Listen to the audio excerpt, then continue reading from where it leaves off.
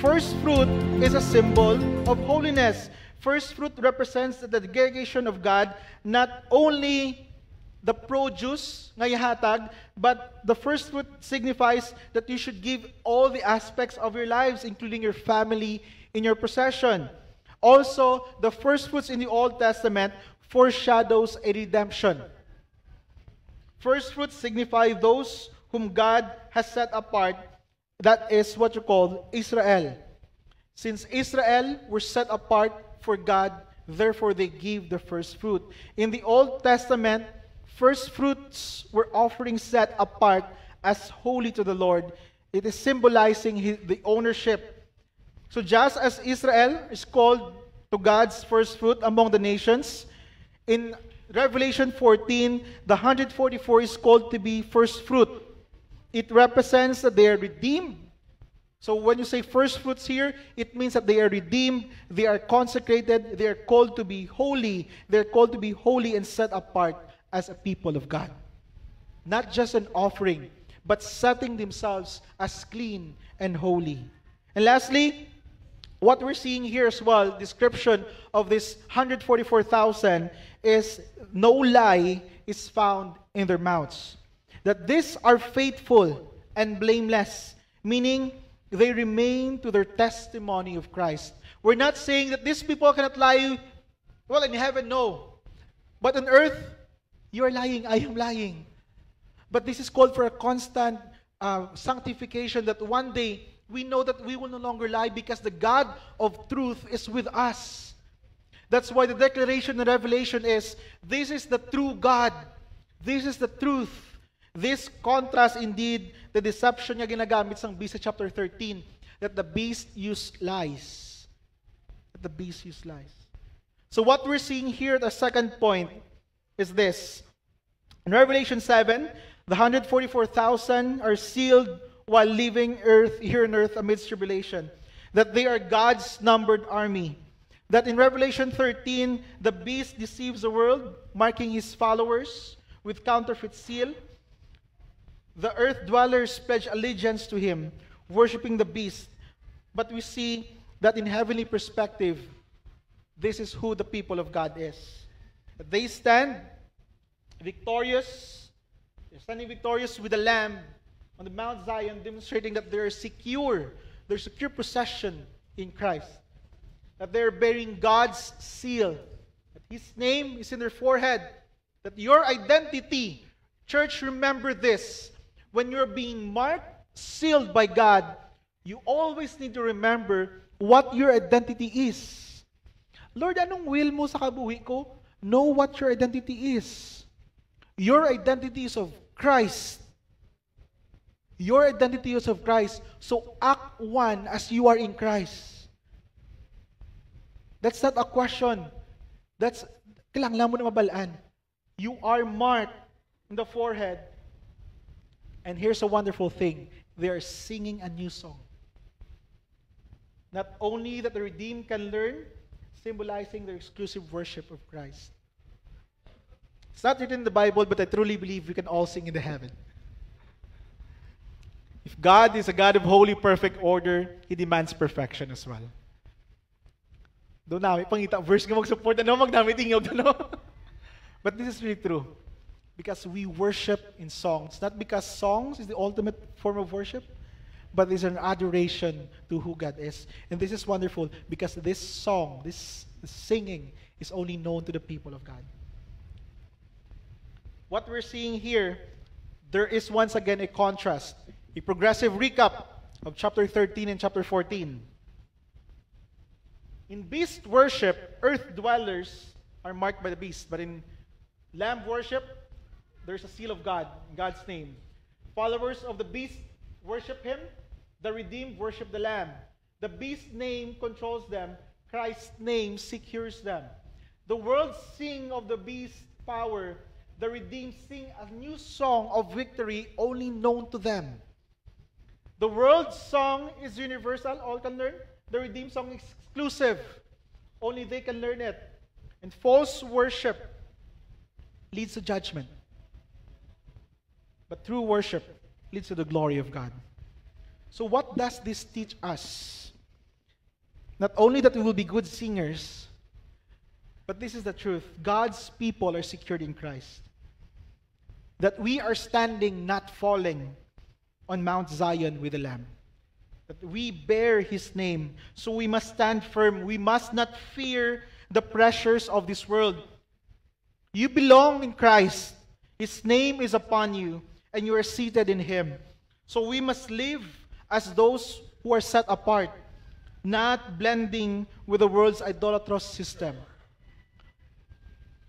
Once again, the word here is do not compromise. You might become rich. Tauhay nyo kabuhi. You found favor in this world, but you know it's corrupt. It's sinful. Do not compromise. There must also be true worship distinguishing the people of God. And worship, you must worship Christ in spirit and in truth. The world sings the song of rebellion. Do not join in.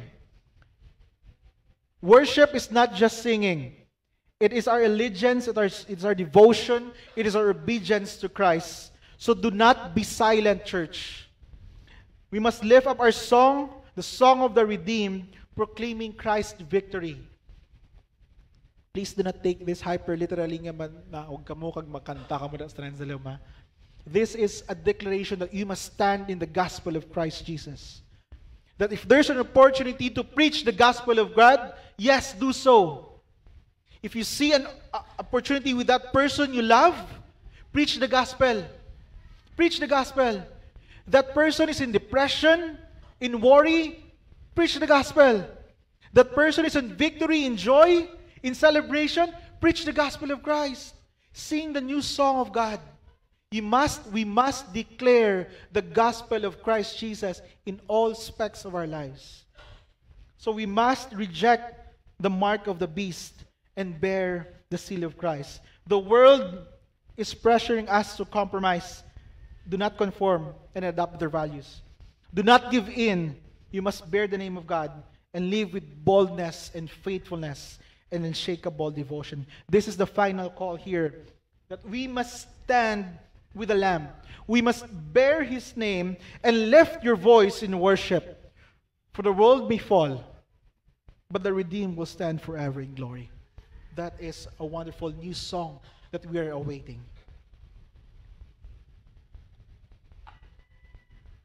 And to our last point, nag-smile ka dali ng iban. To our last point this afternoon, we see that there is chorus of praise, that there's a chorus of glory, that there is a glorifying of God in redemption, in worship. In Revelation chapter 14, verses 2 to 3, John describes, see this, that John describes the voice from heaven as like the roar of many waters and the sound of loud thunder, yet also like the harpists playing on their harps. You see the contrast here? There's raging waters, loud thunders, but at the same time, there's a soft melody of the harp. So, Lord, pili kami kapili, sa kudyahod, kag sa linong magkanta sa ulihin. That's not the point there. This is actually a magnificent sound that accompanies the new song. We're singing before the throne, before the four living creatures, and before the elders. This is not just an wasaag, kung saan pa, bedlam, chaos na sound. No. This is the melody that accompanies the 144,000. Can someone continuously hear the sound of thunder kag hindi mabungol? No.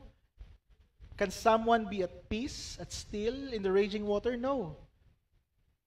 But that's how God used the nature, how He used everything that we see, that is glorifying God. That it will be a music, it will be a form of worship. But take note on this. This is very important. No one can learn that song except the 144,000 who had been redeemed from the earth. What does this reveal?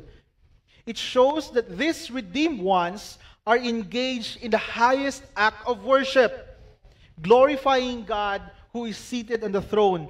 Worship here is a central or central in the book of Revelation. We can even say, I was surprised with this, that the book of Revelation is a book of worship.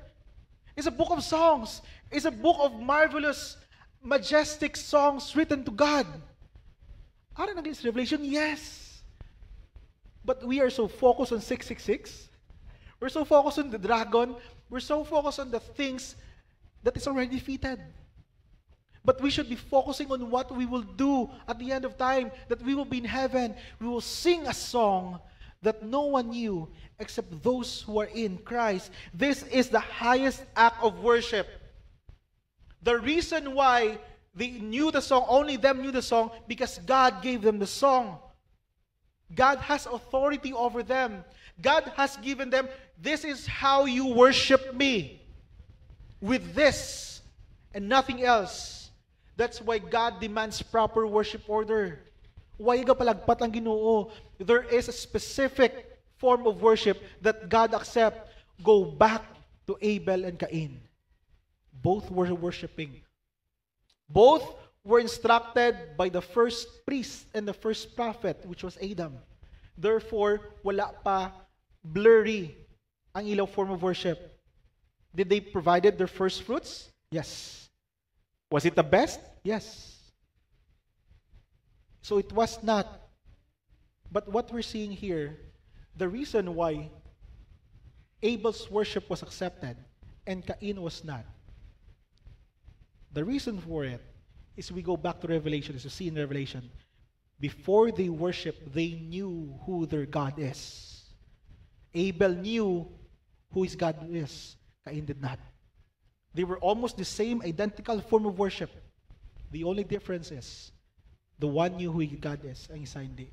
The one knew the songs needed to worship God. The other did not.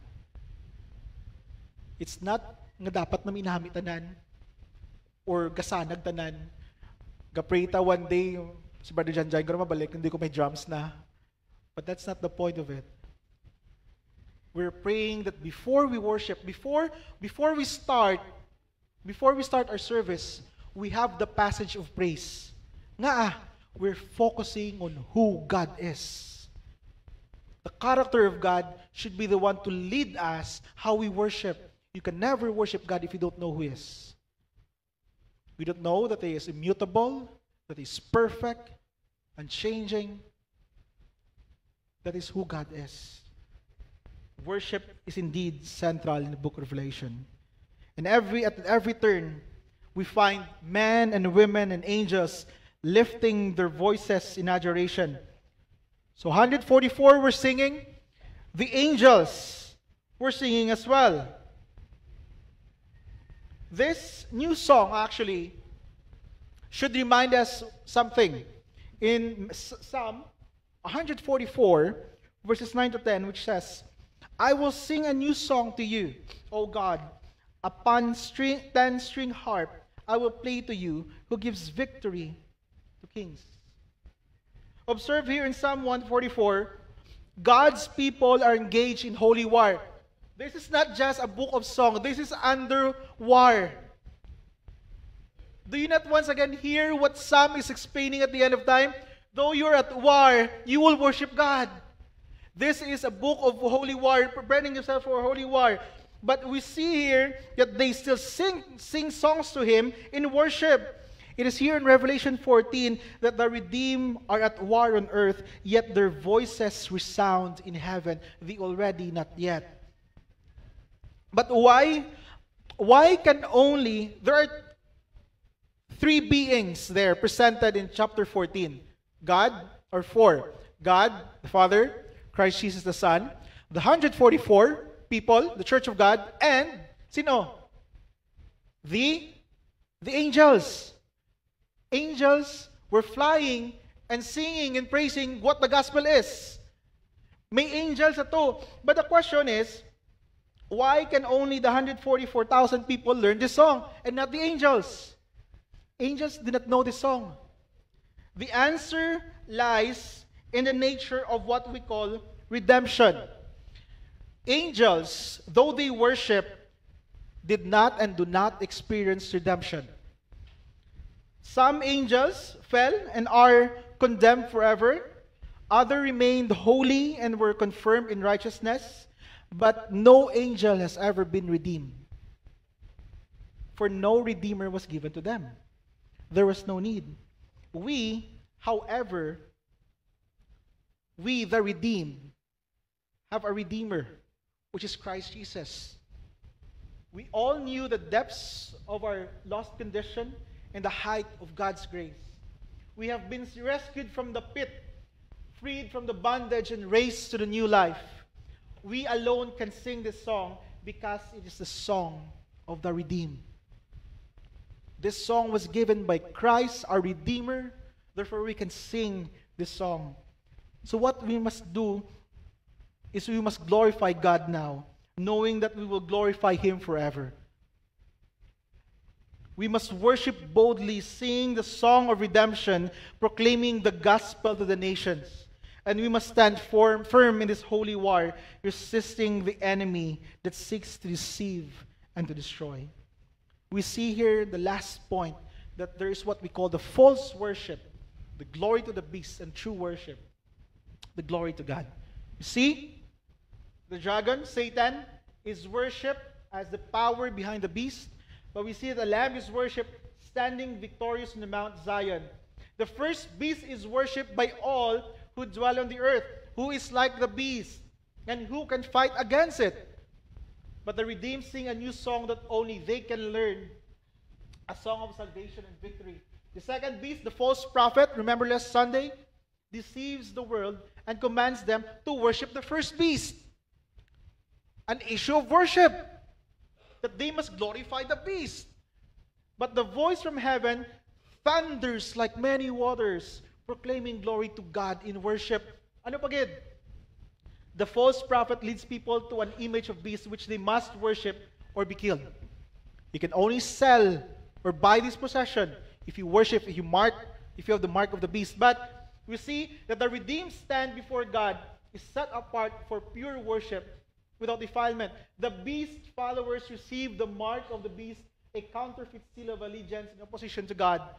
But the redeemed are sealed with God's name on their foreheads, marked for eternal worship and belonging to Him. The worship of the beast brings ultimate judgment and eternal wrath. But the worship of God brings eternal joy and righteousness. This is the centrality of the contrast here. The beast worship is a mockery of true worship, an idolatrous distortion, where man glorify a false Savior rather than the true and living God. Revelation 14 clearly contrasts this. It presents true worship, that the 114 stands before the throne in worship, giving glory to God. Their new song is one of the redemption and victory, and the voice from heaven is like many waters, thunders and harps, signifying divine and majestic and splendor of worship. So who will worship? Who will you worship? The world worships the beast, which leads to judgment. The redeemed worship the Lamb, which leads to eternal joy and righteousness. So who you will worship? The final message here is clear. We were redeemed to glorify God. We are saved to sing His praises. And our ultimate purpose is to worship Him both now and forever. How wonderful it is. So let me end here this afternoon with the final graph. Final nga graph. Dada mo no? Last lang ganyan. Final graph this afternoon. We will see the contrast of worship here. The beast will give us